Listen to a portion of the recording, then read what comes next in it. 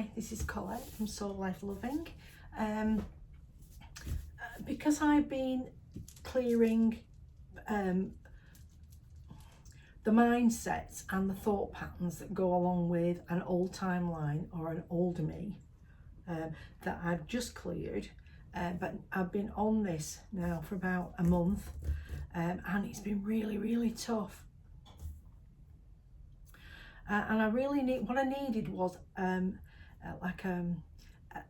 like a little set of instructions to guide me to make sure that I challenge everything that comes through, and that includes, excuse me, I've got casters on my chair, you know, like that.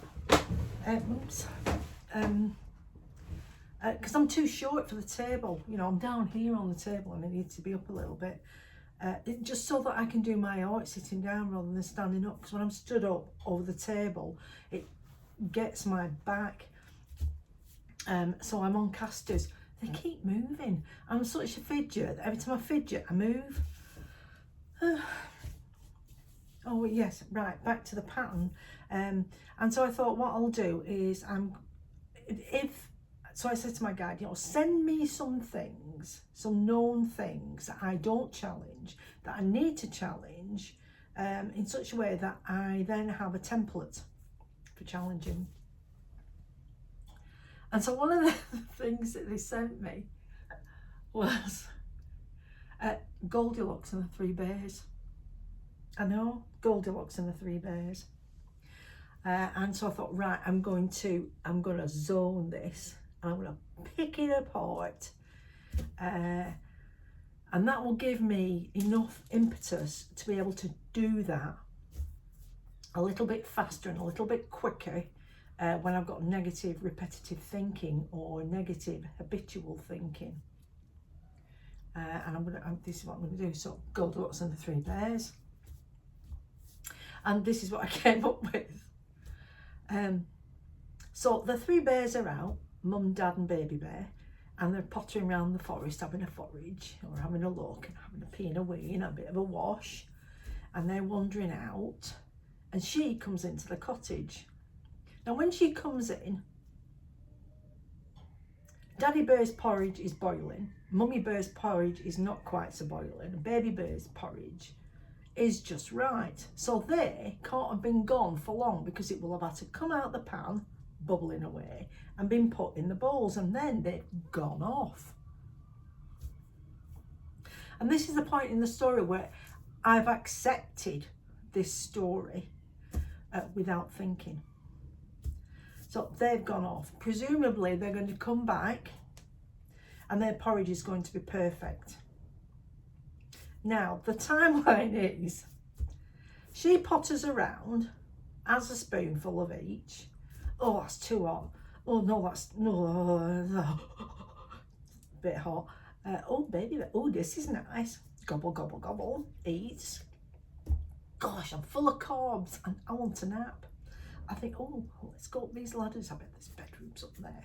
And lo and behold, there is a big bed, a smaller bed, and a baby bed. Just the right size for Goldilocks. So she hops into bed, full of carbs, and her tummy's all warm, and she's really happy. And she falls asleep. Now, it's a beautiful little tale, but they've gone out for this walk and they've left their porridge, and she's had enough time to eat a whole bowl of bear-sized baby porridge, have a look around, potter off upstairs, try out the beds, find the bed, have a snuggle, and fall so fast asleep that she doesn't hear them coming in. So in that time span, which has gone from being that wide to that wide in reality, Daddy's porridge might be just the right temperatures. Mummy's porridge will be congealed and nearly cold, and Baby Bear's will be set solid and stone cold.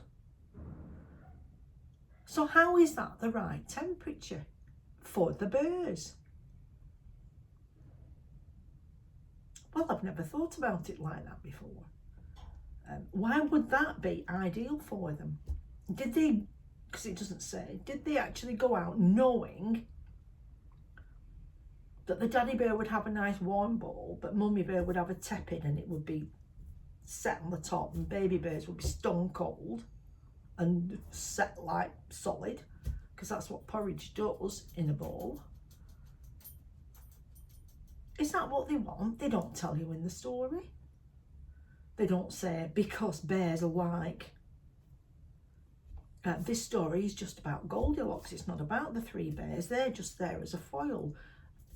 I know this isn't real, but it just made me look at that story and go, well, why did they leave the porridge?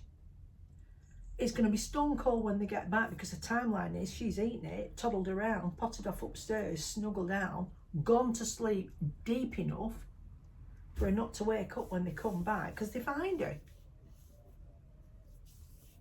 So I'm applying this to everything of my negative thinking patterns, because somewhere in that negative thinking pattern, and there must be, because it's a negative thinking pattern and it has completely missed the point, there's a flaw. There's a flaw so big you can drive a truck through it, because A, it might not have enough information. It doesn't have the right information for the right things. The focus is on the wrong thing, because to me, I don't care about Goldilocks. I just care about whether the bears get a nice warm meal.